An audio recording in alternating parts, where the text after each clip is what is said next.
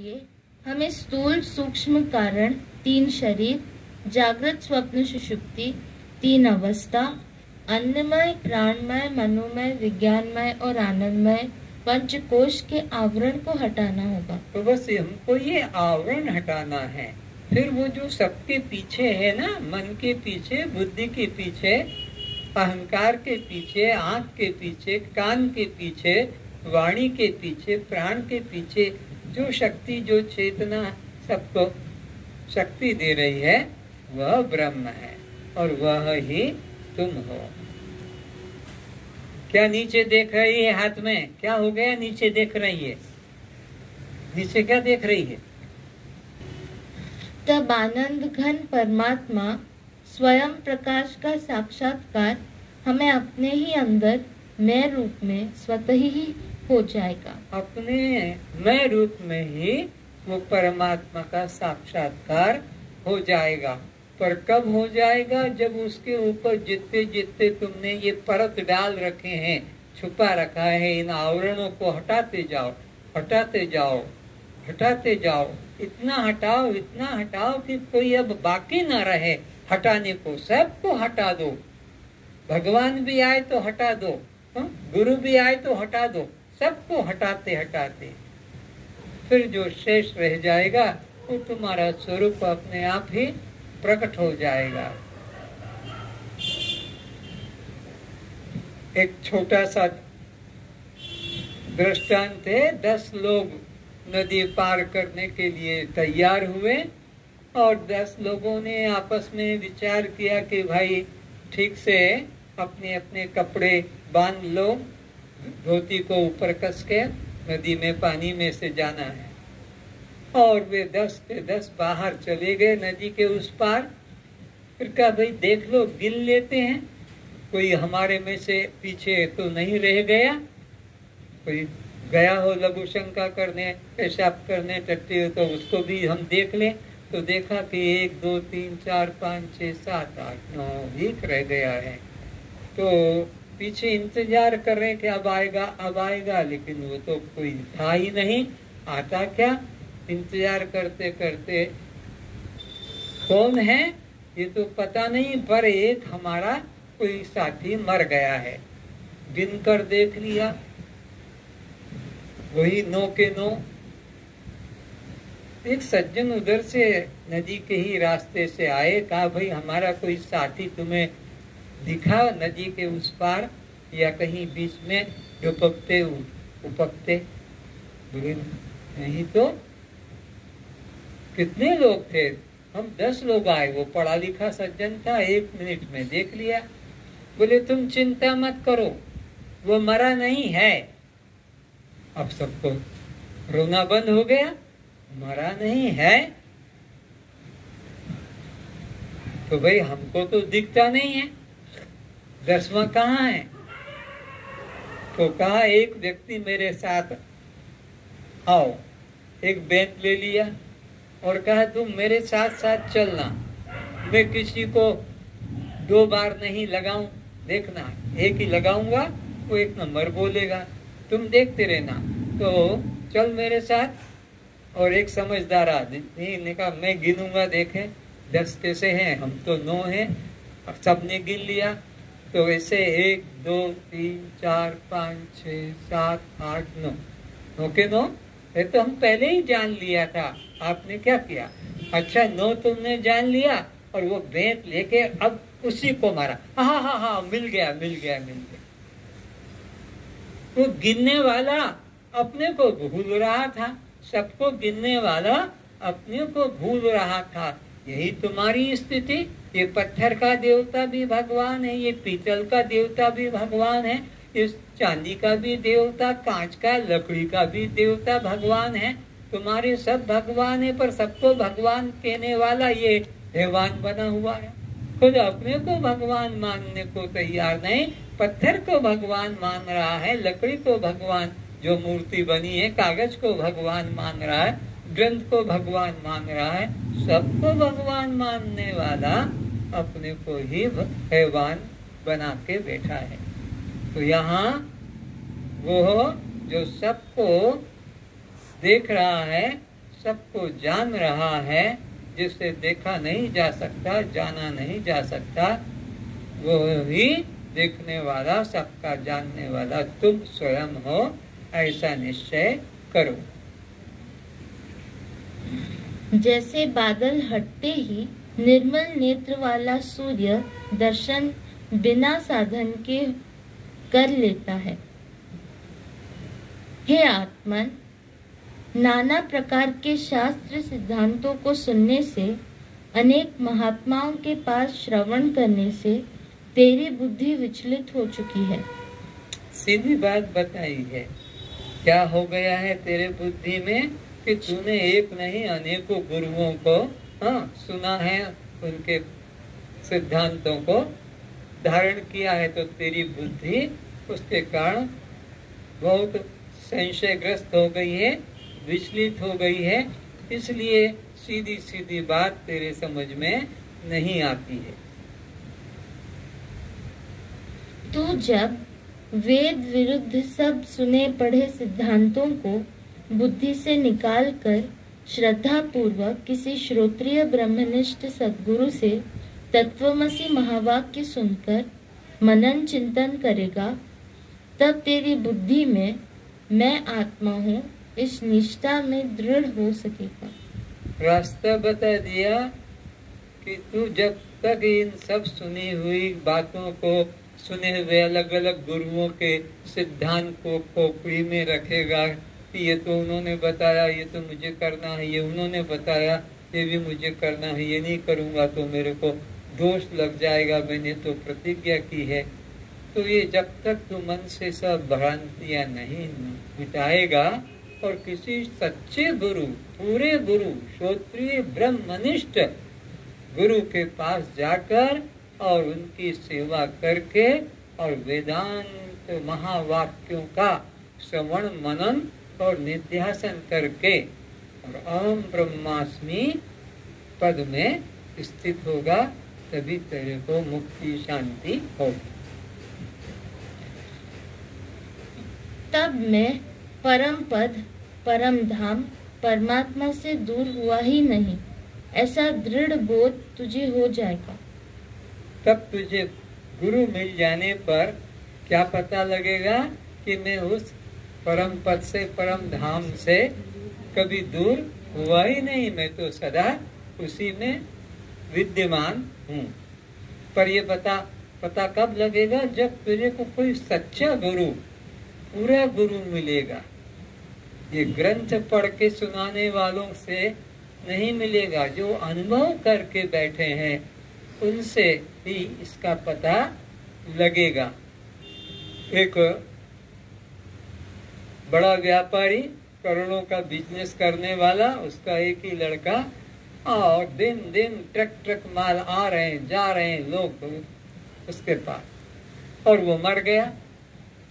तो अब लोग कि भाई हमको इतना रुपया दे दो, हमको इतना रुपया दो, हमने तुम्हारे पिता को ये सामान दिया है, ये ट्रक सामान दिया है, गेहूं दिया है, चावल दिया है, चना मूंगफली दिए, और वो सब का पैसा चुका के वो तो खाली हो गया।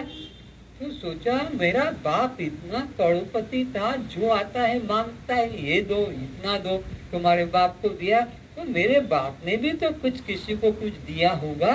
देखो उसने खाता वही खोला, तो देखते 7 दिन बीत गए। बहुत भंडार था खातों का, क्योंकि बहुत बड़ा व्यापारी था। एक आइटम मिल गई, खुशी हो गई कि मैंने चैत्र शुक्ल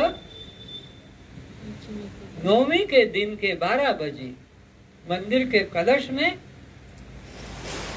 5 लाख सोने की अशर्फियां रखी है, जरूरत हो तो ले लेना। और उसको अपार खुशी हुई कि चलो मेरे बाप ने इतना रख कर गया है मेरे लिए धन। सीढ़ी लगाई, मंदिर भी घर में ही था, बड़ा सेठ था, मंदिर भी घर में, तो सीढ़ी लगाकर उसको जाके तोड़ा तो देखा कि 1 भी रुपया नहीं निकला। बहुत दुखी हुआ कि सोचे लोग क्या कहेंगे कि बाप तो धार्मिक था तो मंदिर बनाया, और ये बेटा ऐसा कुपूत निकला कि मंदिर को भी तुड़ा दिया। अब वो सबसे कहे भाई आप पढ़ के तो देखो ये क्या लिखा। बोले चैत्र शुक्ल नवमी के दिन के 12 बजे मैंने मंदिर के कलश में 5 लाख अशर्फियां रखी है, जरूरत हो तो निकाल लो। जो हो वो पढ़ के सब वही बता दे। कोई कहता है अरे नहीं झूठा लिख दिया होगा, कोई कहता है निकाल लिया होगा, कोई कहता है कि कुछ और ऐसी बातें अटपटी कहने लगा। एक बूढ़ा आदमी जो था अनुभवी, उसको कहा, उसने कहा कि हाँ ये रुपया है। बोले मैंने तो तोड़कर देख लिया वहां नहीं है। बोले है रुपया, मिलेगा। बोले बताओ। बोले 1 महीने बाद आना तू मेरे पास में। 1 महीने बाद गया, सुबह गया तो बोले तुम मेरे पास 11 बजे आना। 11 बजे गया और कहा कि चलो बैठ के थोड़ा यहाँ पर भजन करो।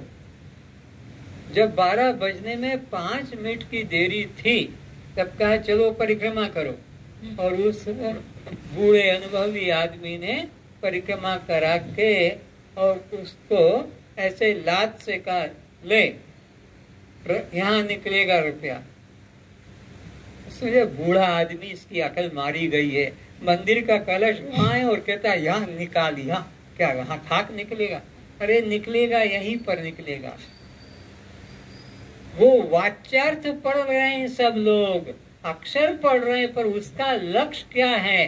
दिन के 12 बजे और मंदिर का कलश का छां जहां पड़ रही है जमीन पर, आदमी की छां पड़ती है ना सूरज के प्रकाश में, किसी भी झाड़ की छां होती है, निकल गया।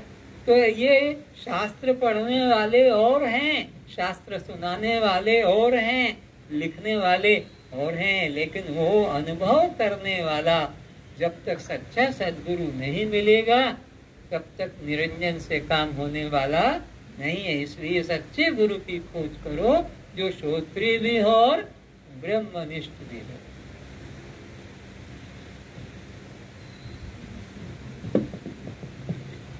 फरीदकोट। अब ये श्रद्धा सूत्री अपने काम जाओ। फरीदकोट में एक संत फरीद बाबा रहते थे। बहुत उच्च कोटि के विचारक संत थे। एक दिन उनसे मिलने मियाँ शेख सयाजी गए। संत फरीद ने उन्हें अपने खाट के सामने बैठने के लिए आसन दिया। ये एक सूफी संत थे, संत फरीद। वो अपने ब्रह्म ज्ञान में ही रहते थे। उनसे मिलने के लिए शेख जी आए, शिया शेख मुसलमानों के संतों के नाम। तो उनको सामने बैठने को आसन दे दिया फरीद ने, और वो अपने बैठे, बातचीत होती गई। तब उन्होंने देखा कि ये खाट के चारों पैरों के नीचे कुछ लपेट के रखा हुआ है। तो पूछा कि मियाँ जी आपके खाट के चारों पैरों के नीचे क्या रखा हुआ है? बोले हमारे सूफी संतों के ये ग्रंथ हैं, धर्म ग्रंथ। ये मुझे बहुत परेशान करते थे, ये करो मत करो, ये मत करो, ये करो ये करो। मैं परेशान हो गया। तो अब मेरे को सद्गुरु मिल गया, उन्होंने सीधा रास्ता बता दिया। तो इनको मैंने कहा कि तुम चुपचाप दबे पड़े रहो, मेरे बीच में मत आओ। इसलिए इनको दबा दिया खाट के नीचे, ताकि मेरे को अब परेशान न करे। पढ़ो। आपस में तत्व चर्चा होते समय शेख सयाजी की दृष्टि संत फरीद के खाट के चारों पायों के नीचे कपड़े में लपेटे 4 मोटे मोटे ग्रंथों पर पड़ गई। उसे देख शेख सयाजी ने पूछा, फरीद साहब आपने खाट के पायों के नीचे क्या दबा रखा है? संत फरीद ने कहा कि देखो जी, ये मेरे इस्लाम धर्म के 4 मुख्य ग्रंथ हैं, इंजील, कुरान, जहूर, तौरत। इन्हें सारे जीवन पढ़ा, किंतु हमें इनसे कुछ न मिला। अब मुर्शिद सद्गुरु के मिल जाने पर इनकी कोई उपयोगिता नहीं रही। ये मुझे चैन से सोने नहीं देते थे, सब समय परेशान करते रहते थे कि ऐसा करो, इधर मुख करो, इधर पैर करो। इसलिए मैंने इन्हें खाट के पायों के नीचे दबा रखा है कि तुम चुपचाप दबे पड़े रहो, अब मुझे तुम्हारी सलाह की जरूरत नहीं है।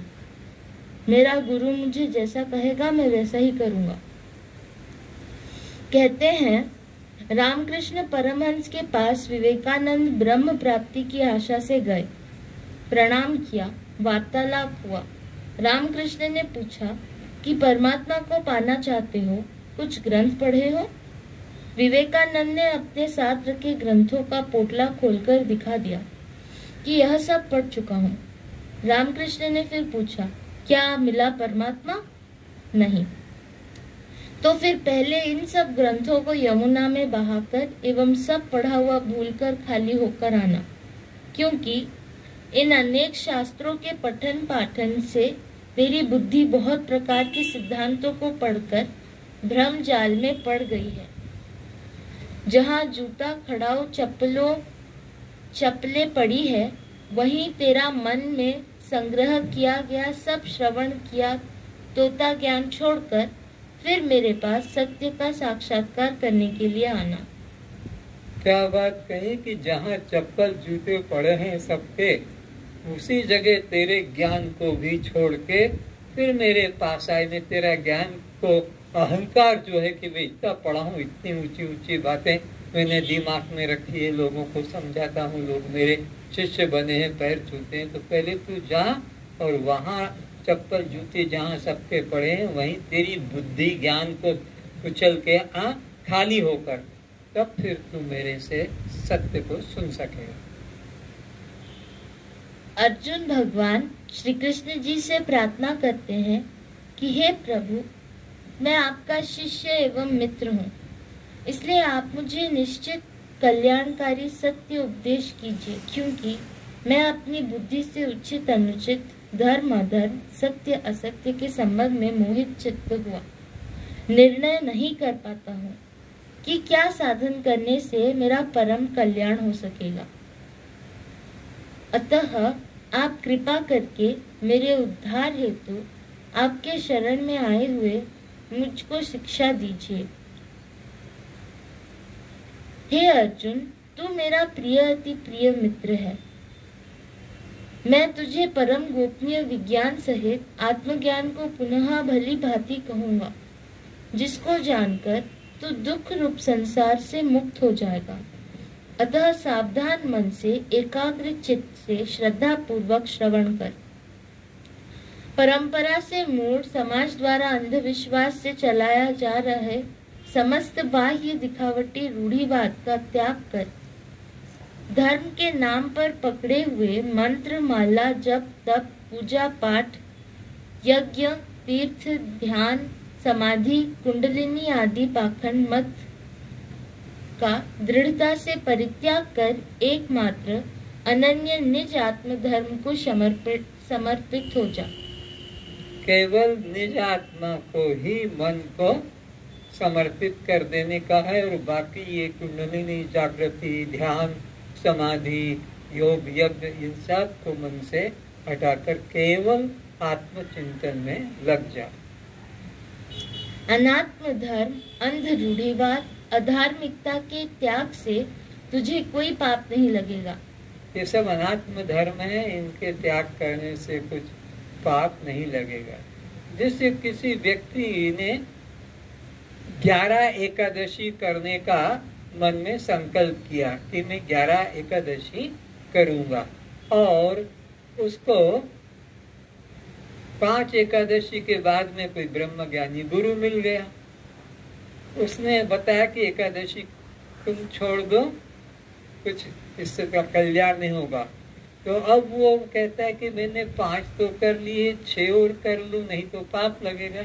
अरे वो 5 की वो भी झूठा है, 6 बाकी बचा वो भी झूठा है। अज्ञान में जो कुछ भी तुमने नियम कल्पना की है, प्रतिज्ञा की है, ज्ञान हो जाने से उसे छोड़ने में कोई पाप डर नहीं मन में रखना, क्योंकि सही ज्ञान सीधा ज्ञान मिल गया है। अनात्म धर्म, अंध रूढ़िवाद, अधार्मिकता के त्याग से तुझे कोई पाप नहीं लगेगा। अंधविश्वास, अज्ञानता, रूढ़िवादों का त्याग करने से कोई पाप नहीं लगेगा। रोज उठ के 2 बाल्टी घर के सामने पानी डालते थे, फिर उसके बाद में रंगोली से कुछ चित्र बना देते थे और फिर वहां अगरबत्ती लगा के दीपक जला के और हाथ जोड़े, हो गया उनका कल्याण का मार्ग। और कोई सच्चा गुरु बता दे कि छोड़िए, कोई जरूरत नहीं रंगोली लगाने की और इस तरह करने की, तो पाप नहीं लगेगा, क्योंकि वो तो मूल समाज अंधविश्वास में था और वही तुम भी करने लग गए थे। तो किसी प्रकार के पाप की चिंता मत कर। यदि और भगवान कह रहे हैं कि दुनिया का जितना पाप है उससे ज्यादा पाप करके मेरे पास आ।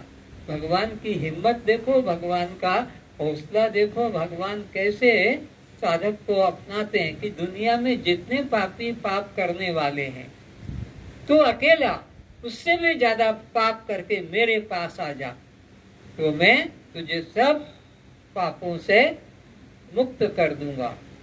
ऐसा मेरे पास में ज्ञान नौका है जिस पर बिठाऊंगा तो निस्संदेह भव सागर से पार हो जाएगा। तू डर मत कर।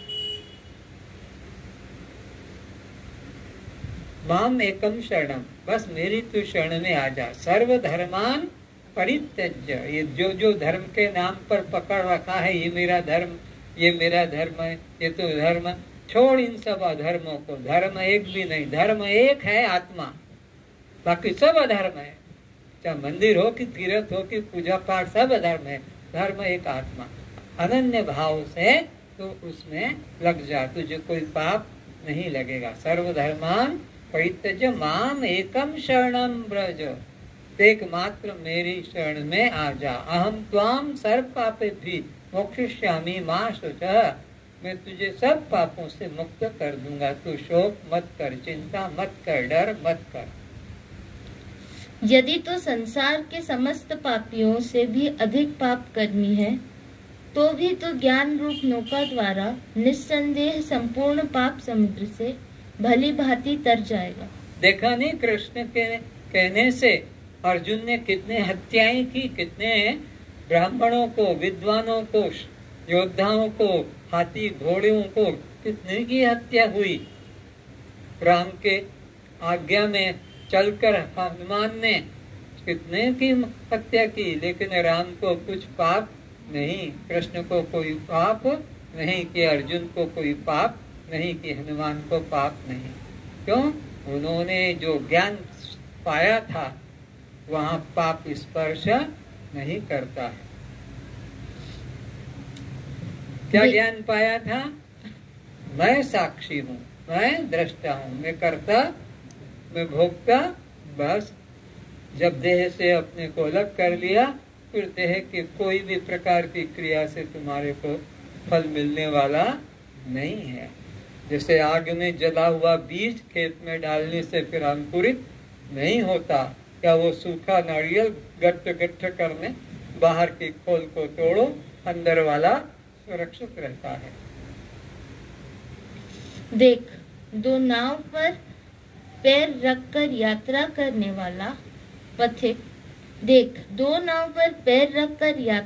वाला पथिक कभी मंजिल पर निर्भयता से नहीं पहुंच सकेगा।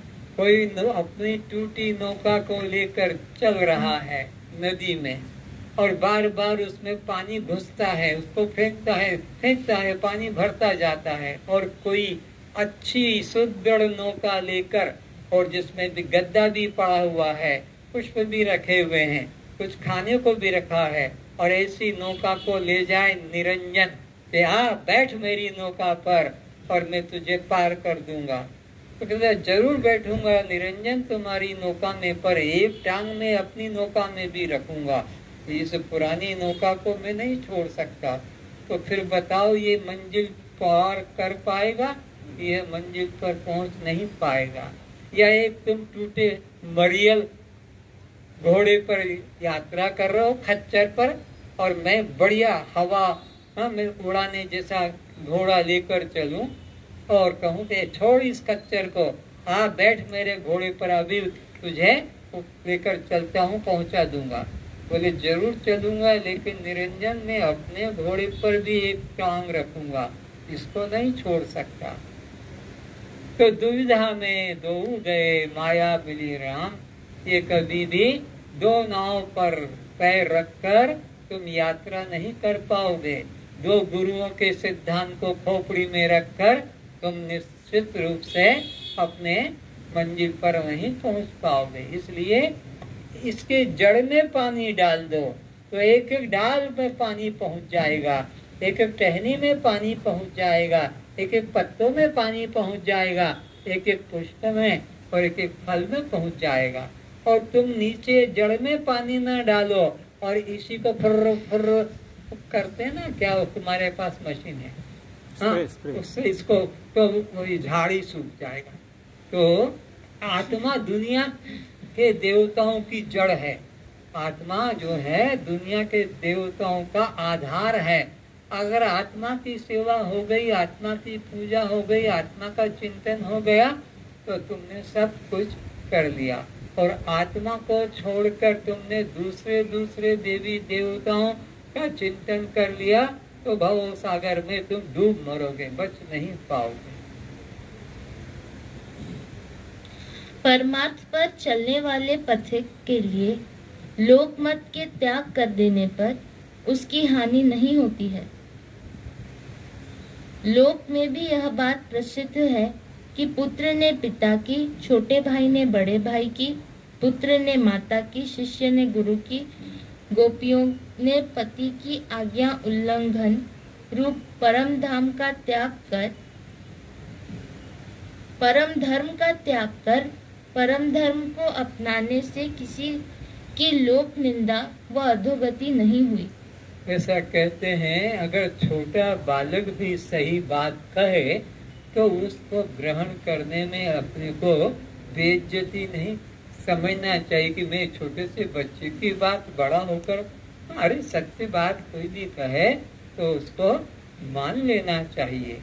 देखो संसार में उदाहरण दिया है कि पिता की आज्ञा मानना पुत्र का धर्म है, बड़े भाई की आज्ञा मानना छोटे भाई का धर्म है, पति की आज्ञा मानना पत्नी का धर्म है, और गुरु की आज्ञा मानना शिष्य का धर्म है। लेकिन अगर यही पिता, यही माता, यही भ्राता यही गलत आज्ञा दे तो इनकी आज्ञा का त्याग कर देना भी धर्म है। दृष्टांत, पिता की आज्ञा का त्याग कर दिया, किसने? प्रहलाद ने पिता की बात को अस्वीकार किया।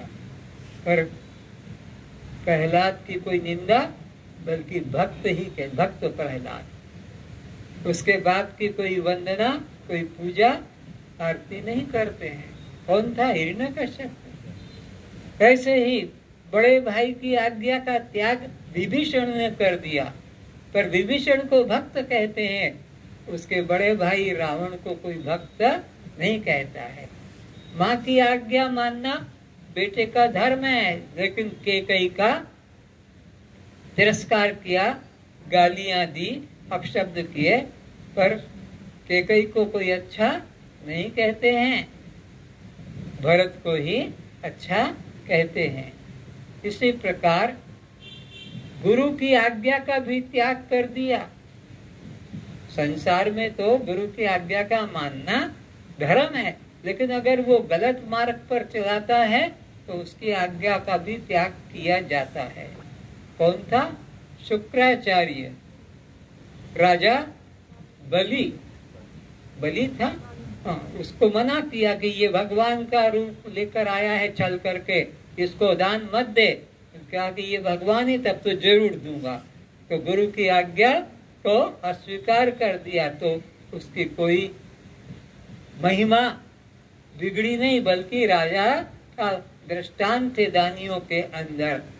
और उसके गुरु की कोई पूजा भी, शुक्राचार्य के मंदिर कहाँ मिलेंगे, उसकी कौन पूजा करता होगा।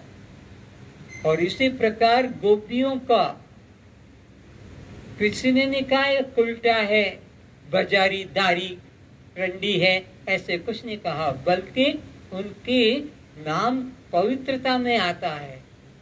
सुबह उठकर ही उनका नाम पुकारा जाता है। तो यह नियम है कि अगर छोटा बच्चा भी या कोई छोटी जात का भी या स्त्री भी कोई ज्ञान दे तो उसको अपमान नहीं, तू मेरी पाँव की धूल है, तू क्या ज्ञान देगी, चल हट, मेरे को ज्ञान सिखाने आई। अरे वो स्त्री भी हो तो भी वंदनीय है, सत्य मार्ग पर चला रहे हैं, तुमको भवसागर से तारने का रास्ता बता रहे हैं और तुम घमंड कर रहे हो कि तू क्या मुझे ज्ञान देगी, मैं खुद ले लूंगा।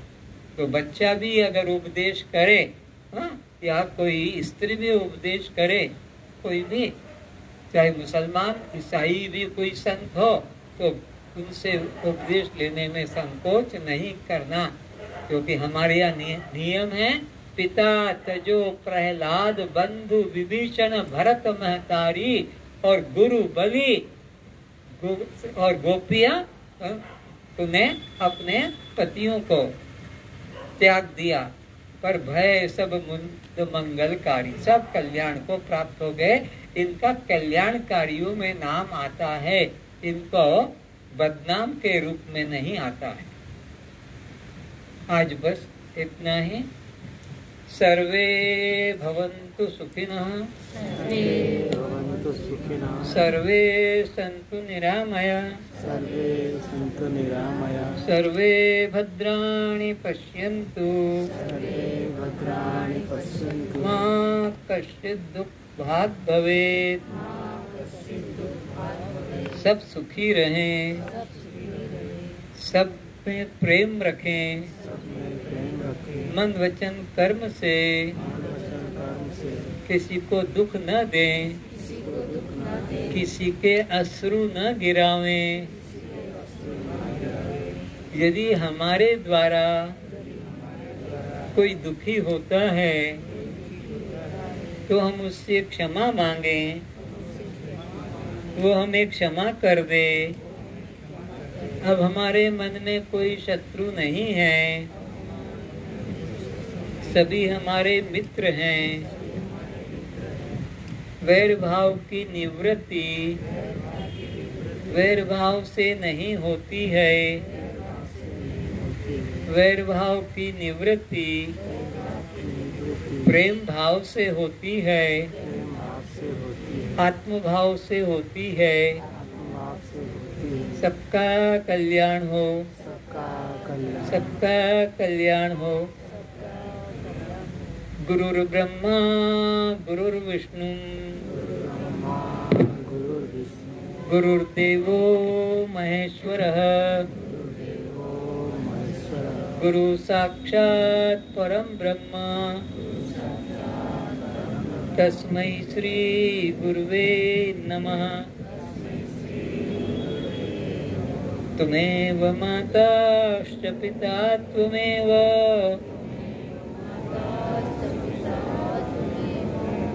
त्वमेव बन्धुश्च सखा त्वमेव, त्वमेव विद्या द्रविणं त्वमेव, त्वमेव सर्वं मम गुरुदेव भगवन्, त्वमेव सर्वं मम गुरुदेव भगवन्।